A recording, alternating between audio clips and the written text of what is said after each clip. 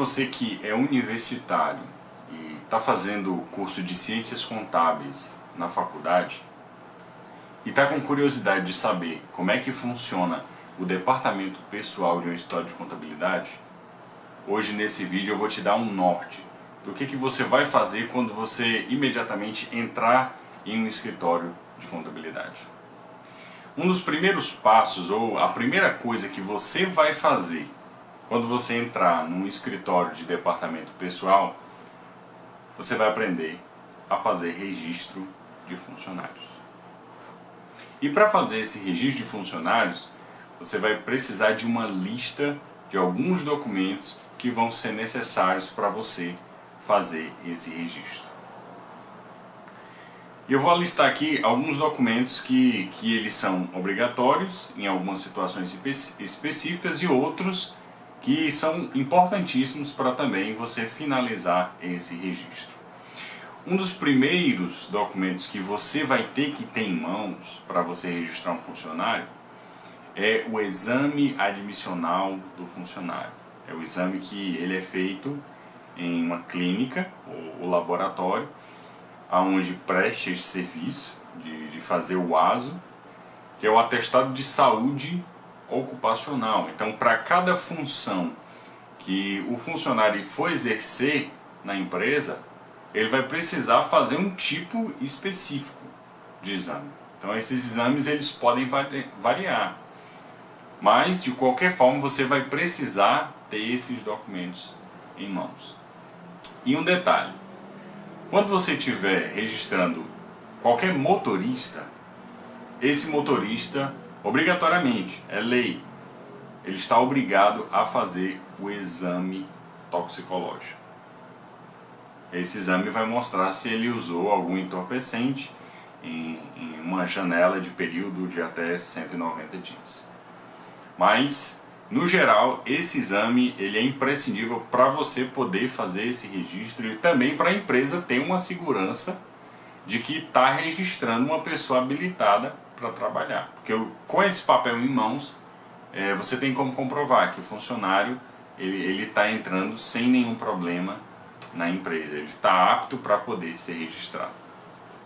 Um segundo documento que a gente pede para fazer o registro é a carteira de identidade.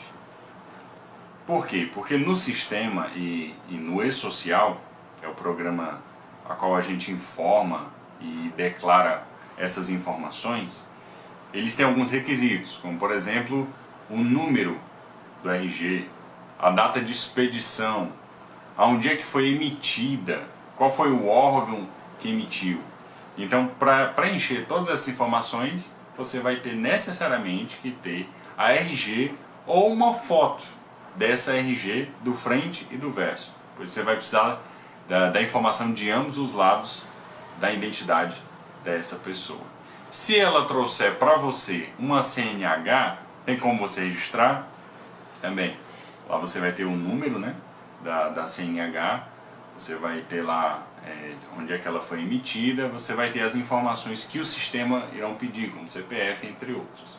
Então tudo vai estar lá também nesse CNH. Então, tanto o RG como o CNH, eles são necessários. Detalhe, se o RG que a pessoa te der não tiver registrado lá o CPF, você vai ter que pedir o CPF, o número do CPF separado. Algumas identidades, umas mais antigas, não vem esse número no RG, então você tem que pedir o CPF mesmo. Agora, se ele já trouxer a CNH para você, aí já tem todas as informações que você vai precisar nessa CNH. Outro documento muito importante que você também vai precisar é a CTPS, Carteira de Trabalho da Previdência Social. O que está acontecendo? Nesses últimos dias, muitas pessoas elas não estão conseguindo mais ter aquela carteira que é impressa, né? Aquela carteira física. Você tem duas opções: ou você pega a carteira física, se a pessoa tiver, e pode fazer o registro dela, não tem problema nenhum, mas não é mais obrigado a fazer desse jeito. Por quê? Porque cada pessoa que tem sua carteira de trabalho física, ela já tem automaticamente sua carteira digital. E tanto é que os sistemas de folha de pagamento, se você inserir apenas o CPF, ele já faz uma busca e já informa para você qual que é o número da CTPS, série, ele já traz todas essas informações. Se você optar e ele trouxer apenas a versão impressa, não tem problema, você pode fazer por ela também. Então você vai lá, vai ter que carimbar, preencher algumas informações. Então, com o e-social isso já facilita muito. Então, apenas com o CPF você consegue fazer o registro do funcionário. Então, você não precisa necessariamente da CTPS. Não vai precisar de nenhuma informação da CTPS se essa pessoa tiver com a CTPS digital. Se já for digital, não precisa. Outro documento que você vai precisar, que também é obrigatório, é o número do PIS. Número do PIS. Esse número é muito importante. Onde é que você vai encontrar esse número do PIS? Bom, você vai encontrar em dois principais documentos. O primeiro documento que você vai encontrar é no cartão cidadão. Se esse funcionário tem um cartão cidadão, então aquele númerozinho lá, que tem digitado no cartão, os 11 primeiros números, aquele lá é o número do PIS do funcionário. Segundo, se ele tiver a carteira impressa, possivelmente esse número vai estar ou anotado, geralmente na última página. Quem trabalha no departamento pessoal, depois que gera esse código para a pessoa, por quê? Porque nas carteiras físicas que não vinham com o número do PIS, o departamento pessoal que gerava esse número. E aí, quando esse número era gerado, o responsável pelo departamento anotava esse código na última página da carteira. Então é possível que esse número esteja na última página dessa carteira. Ou vai estar lá na primeira página. Se ela for das carteiras novas, se ele emitiu há pouco tempo, lá já vai ter o código na primeira página lá.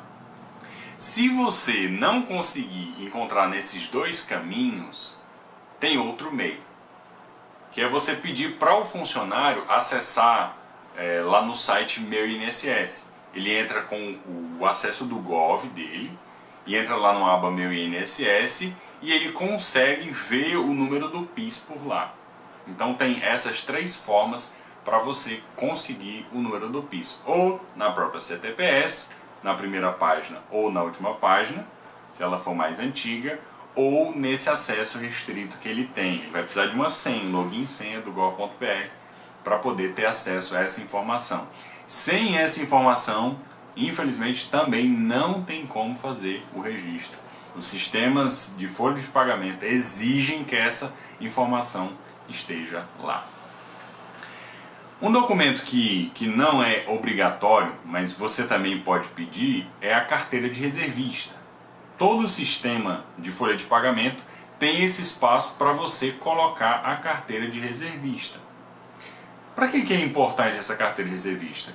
Caso essa pessoa precise prestar algum serviço para o exército ou de alguma forma, se precisar, essa pessoa ela vai ser afastada e vai precisar dessa documentação para poder fazer esse afastamento. Então, geralmente, pede essa carteira reservista para pessoas menores de 45 anos.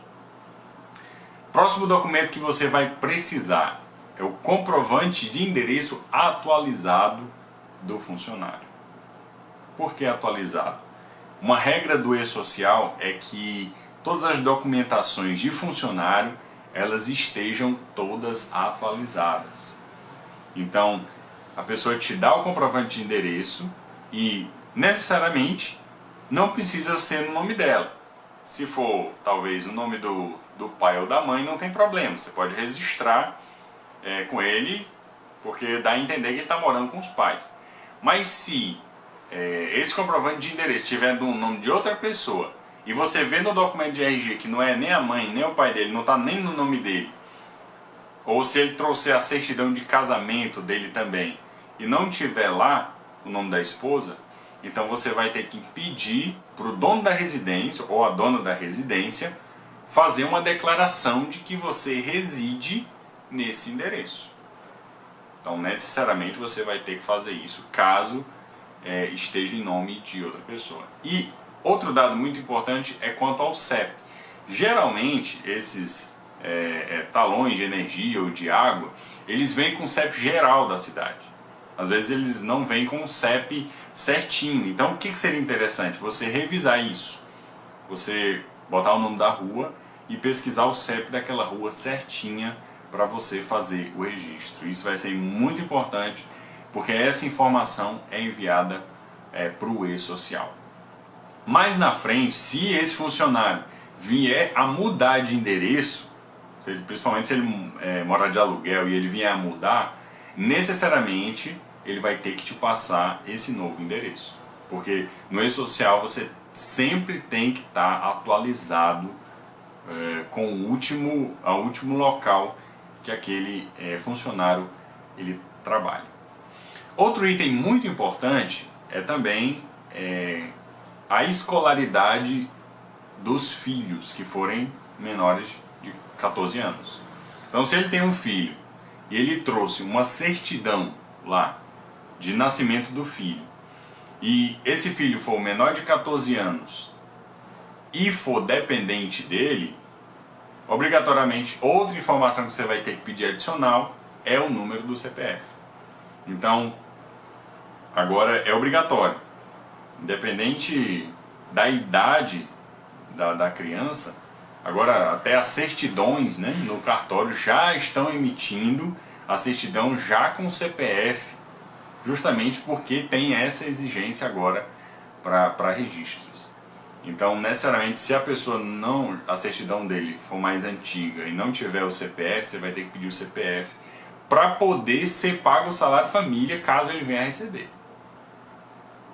E também para ser calculado como desconto lá de dependente quando for calcular o IRRF, Imposto de Renda Retido na Fonte. Então esse documento também é imprescindível para poder fazer os registros. E isso é de todos os filhos que ele tiver. Todos os filhos menores de 14 anos que ele tiver, ele necessariamente vai precisar dessa documentação. E outras duas documentações que você vai ter que pedir junto com esses documentos para registrar o funcionário e para registrar os filhos no nome daquele funcionário é a escolaridade, se os filhos dele estão de fato na escola, estão estudando, e o segundo documento é vacinação. Esses dois documentos também são necessários para você fazer os registros. Você precisa ter esses documentos arquivados para caso haja alguma fiscalização e peça esses documentos, você ter eles impressos. A partir do momento que você juntou toda essa documentação, que você conseguiu levantar toda essa documentação, aí você está habilitado para poder registrar esse funcionário dentro do sistema da Folha. Independente do sistema da Folha que você use, as informações que você vai precisar são as mesmas. Então, independente se você usa o sistema, qualquer sistema que seja, você sempre vai precisar dessas informações para poder fazer o registro funcionário.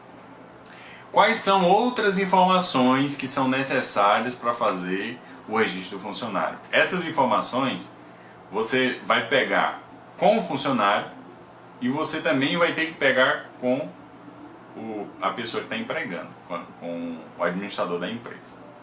Dessa pessoa você vai ter que perguntar para ele algumas informações. O grau de escolaridade. Caso ele não traga nenhum histórico escolar, alguma coisa do tipo, você precisa perguntar qual é o grau de escolaridade. Esse é obrigatório. Você tem que saber qual que é a escolaridade desse funcionário. Segundo, se essa pessoa está casada ou solteira, seria interessante ele trazer também a certidão de casamento. Caso ele não traga, você pode perguntar para ele: você é casado? Sim, eu sou casado. E aí você bota também essa informação, que ela também é obrigatória lá no registro dele. Então você vai precisar dessas duas informações. A outra informação já é com o administrador da empresa, quem mandou lá para você. Primeira coisa que você vai ter que saber é a função que ele vai exercer, qual vai ser o cargo daquela pessoa na empresa. E ver se o ASO, que é o documento lá do exame admissional desse funcionário, bate com a função que ele está indicando. Por quê? Não tem como você registrar um funcionário numa função, vamos pegar exemplo aqui de vaqueiro, e colocar ele na função de cozinheiro. Por que que tem isso? Porque cada função tem exames específicos para aquilo. Então, se é função vaqueiro, no exame vai ter que estar lá o vaqueiro. Ah, mas o empresário quer que eu registre ele como cozinheiro, mas ele mandou para mim esse ASO de vaqueiro. Você vai ter que entrar em contato com ele, ó. Ou você entra em contato com a clínica para mudar os exames, ou você vai ter que voltar lá para fazer algum exame que talvez seja obrigatório naquela função específica. Então é muito importante casar essas informações. Outra informação é quanto ao salário do funcionário. Qual vai ser a remuneração daquele funcionário? Ver se aquele funcionário vai ser pago o salário dele, ou é por mês, ou é por semana, ou é por hora. Então você vai ter que definir isso. Geralmente as empresas são mensais, né? O salário mínimo por mês. Aí se for na semana, aí você pega o salário mínimo, divide pela quantidade de semana do mês e multiplica por uma semana. E se for horas, você faz o cálculo por horas também. Então tem essas informações que você também vai precisar ter para poder fazer esse registro. Saber a jornada que o funcionário ele vai fazer. Se vai ser mensal, se vai ser semanal ou se vai ser contrato de horas. Outra informação que o empresário ele vai ter que dar para você é a quantidade de dias do contrato de experiência. Como é que funciona essa questão de contrato de experiência? Funciona assim.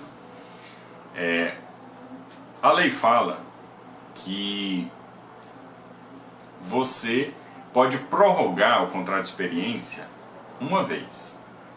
Você pode prorrogar o contrato de experiência uma vez. E você é limitado a um contrato de 90 dias. Então como é que funciona? Você pode fazer faz um contrato de experiência primário de 30 dias e depois faz um de ou mais 30 dias ou 60 dias, ou você faz um contrato de 45 dias e prorrogação de 45 dias, ou você faz como um empresário quiser. Não tem um limite de quantidade de dias do contrato de experiência. Pode ser 15 dias de contrato de experiência? Pode ser 15 dias de contrato de experiência. Se precisar prorrogar, lembrando, você só vai prorrogar uma vez por outra quantidade também de dias que o administrador ele vier escolher. Então você vai ter que definir isso com o empresário. Se ele já tiver definido, ele vai te passar, são 45 dias de contrato de experiência. Aí ele vai trabalhar com esse colaborador e vai ver se ele vai ser efetivado na empresa ou se ele vai dar mais uma oportunidade, mais 45 dias, para que esse funcionário mostre para ele que está habilitado para efetivar o contrato de admissão já por tempo indeterminado, sem esse contrato de experiência. Então você vai precisar definir isso com o empresário. Outra questão que você vai precisar definir com o empresário, que o e-social existe, é referente à quantidade de horas que ele vai trabalhar. Por exemplo, ele vai trabalhar 8 horas por dia. Mas você tem que estabelecer quando é que ele vai entrar, quando é que aquele funcionário vai entrar para o intervalo de almoço, quando é que ele vai voltar para o almoço e quando é que ele vai terminar o dia dele. Então isso o empresário vai ter que te passar. Por que você precisa dessa informação? Porque varia de funcionário para funcionário. Cada um pode ter, numa empresa grande, cada um pode ter seu horário de almoço. E outro ponto também é quando acontece de o empresário registrar um funcionário que a carga horária dele é 12/36.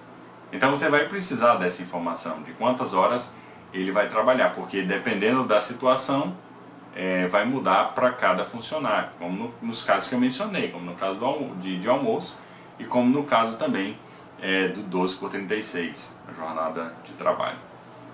Então você vai precisar dessas informações para poder fazer o registro desse funcionário. Então praticamente você, com tudo isso em mão, com tudo isso anotado, você vai conseguir fazer o registro desse funcionário. Uma dica importante que eu vou dar para vocês, que é um programa que foi criado pelo eSocial, que é a consulta de qualificação cadastral. Para que serve essa consulta de qualificação cadastral?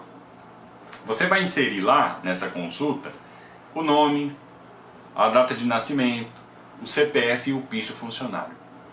O que esse programa faz? Ele cruza essas informações para ver se tem algum problema.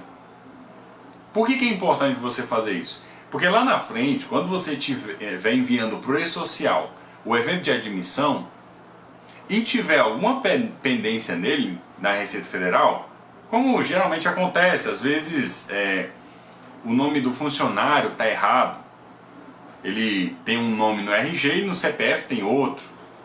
Isso acontece muito. Então, para que você não tenha essa frustração de ter que entrar em contato ou pedir para esse funcionário regularizar depois que você já enviou essa informação para o eSocial, você faz isso antes.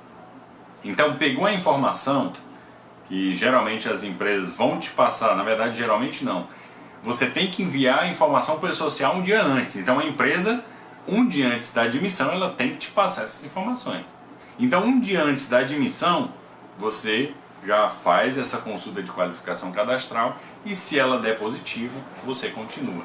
Se ela der alguma pendência, aí você já vai ter que informar para o funcionário ir atualizar, talvez seja o nome dele na Receita Federal ou em uma agência do Correios, enfim. Ele vai ter que regularizar essa documentação para ele poder ser registrado. Então, essa dica é importante para você evitar dor de cabeça mais na frente. Então, com toda essa documentação, você consegue entrar no sistema, independente de qual seja, preencher todas as informações, registrar o exame dele, que vai ser pedido para você registrar também o exame do funcionário. E daí depois você vai, desse registro, emitir o contrato de experiência desse funcionário, onde você vai enviar para o empresário assinar, tanto o empresário como o funcionário assinar. Esse contrato também ele já vai anexado nele o contrato de prorrogação. Então esse documento fica na empresa durante um tempo até ele terminar o contrato de experiência. Para caso precise fazer essa prorrogação, eles só pegam esse documento e os dois assinam e está válido o documento. Outro documento que você precisa enviar pro empregador, você precisa imprimir para você ter no seu próprio escritório, é a ficha de registro do funcionário. Embora a lei não obrigue você ter essa ficha de funcionário, é importante você ter essa documentação, nem que seja digital no seu computador. Então você guarde essa ficha em algum local do seu computador. Não sei, você pode abrir uma pasta e colocar o nome desse funcionário e lá você pode colocar todos os documentos, você pode colocar a documentação toda dele digitalizada lá, não tem problema nenhum. Inclusive até eu indico você fazer isso, ao invés de você pedir as cópias, né, dos documentos, você pede os arquivos digitais, não tem problema nenhum. Você vai e salva lá nesses arquivos e quando você precisar acessar ele novamente já está lá no seu computador. Você não precisa nem ir no arquivo do escritório para poder pegar essa documentação. Então vai facilitar e muito essa mão de obra que talvez você vai ter de estar procurando esse documento quando você, enfim, precisar dele. Então com essas informações, com essas documentações que eu mencionei aqui, com essa dica, você vai conseguir registrar esse funcionário com as informações que são exigidas pelo e-social. O e-social está muito rigoroso quanto à informação de funcionário. Tanto é que quando o e-social efetivamente tiver sido validado, tiver sido implementado completamente, vai haver multas para caso esses registros não estiverem de forma correta. Então funciona mais ou menos assim. Você vai ter essa rotina para você fazer. Dependendo da empresa, dependendo do tamanho dela, você vai registrar muita gente durante a semana. E se você já antecipar essas informações para os empresários lá na hora de registrar, isso já vai facilitar muito o seu trabalho. E como dica, peça sempre os documentos em formato digital. Tenha sempre isso em formato digital, até porque se você estiver em outro lugar, você consegue acessar o seu computador remotamente e olhar essas informações. No contrato de experiência, você pode ainda fazer outra coisa. Você pode pedir para quando esse documento estiver assinado, você pedir para ele ser digitalizado e enviado para você. E você salva nessa pasta também lá que você criou desse funcionário, para que você não precise ficar com essa papelada toda arquivada.